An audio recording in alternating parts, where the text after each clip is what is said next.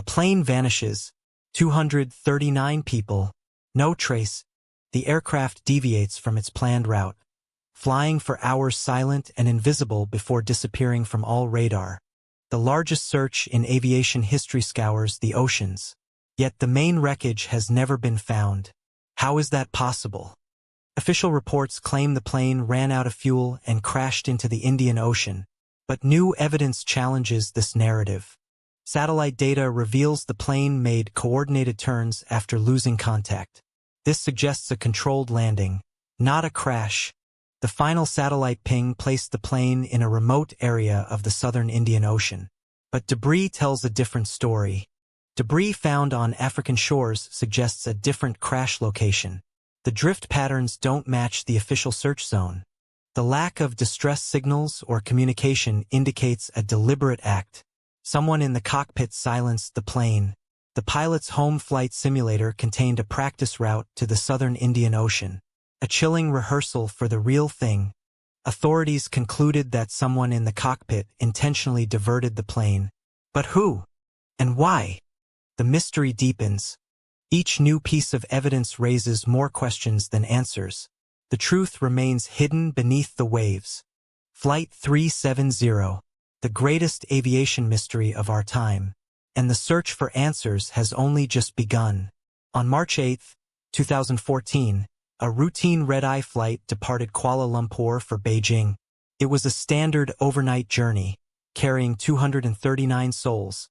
At the controls was Captain Zahari Ahmad Shah, a veteran with over 18,000 flight hours. He was respected, experienced, and seemingly devoted to his craft.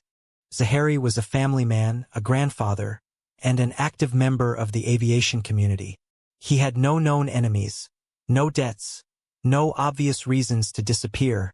But inside his home, investigators found a flight simulator, and on it, a chilling practice route. A path to the remote southern Indian Ocean.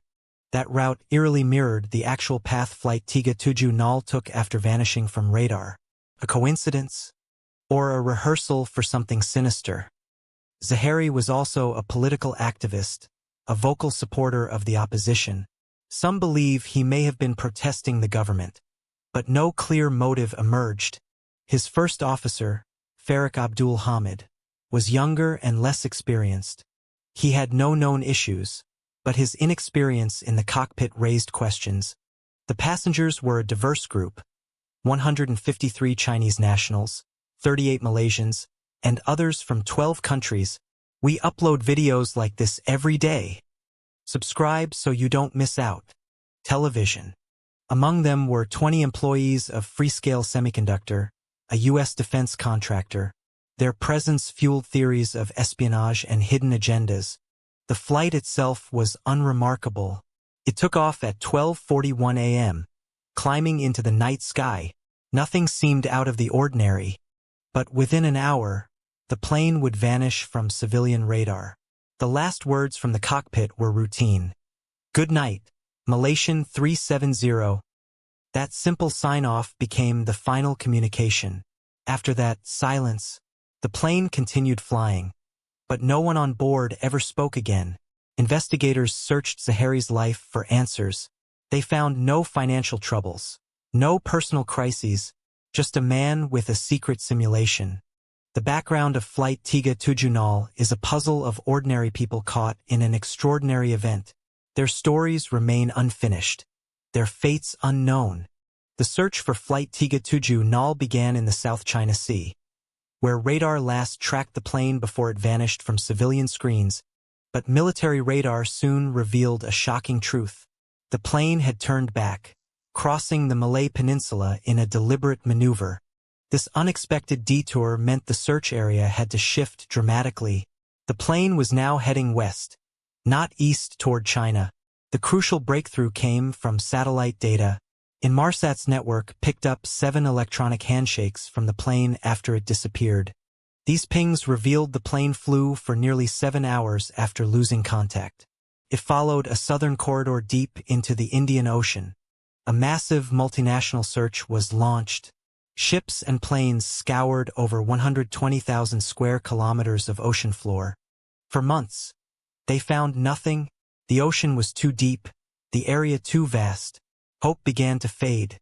Then, in July 2015, a piece of debris washed up on Réunion Island.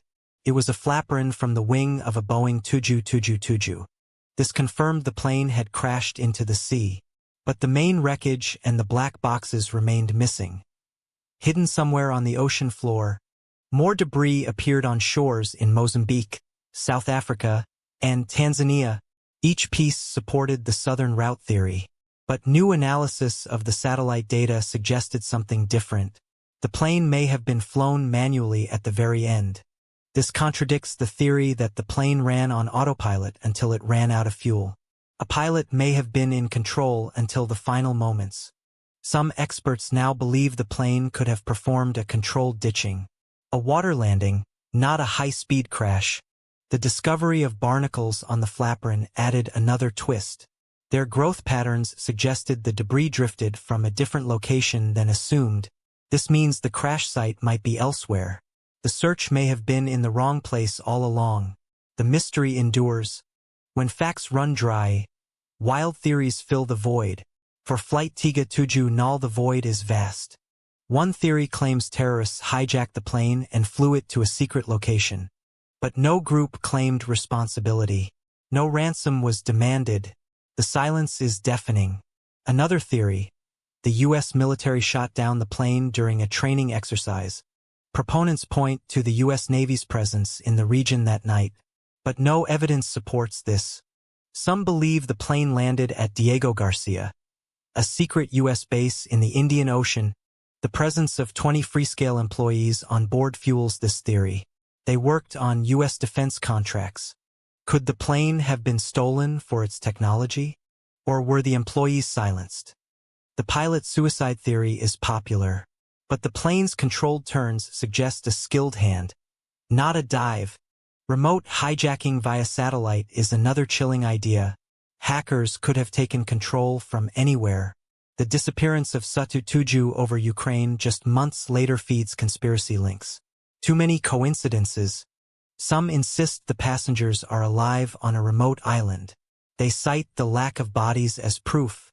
Malaysian authorities' secrecy only adds fuel. They withheld radar data for days. Why? In 2018, a mysterious underwater signal was detected. Search crews rushed to investigate. Nothing. After all these theories, one truth remains. Flight 370 is the greatest aviation mystery of our time. Hi everyone. Quick reminder. Subscribe for high-quality daily content. Sparkles don't miss out. Subscribe today for exclusive content tomorrow. Wrapped gift.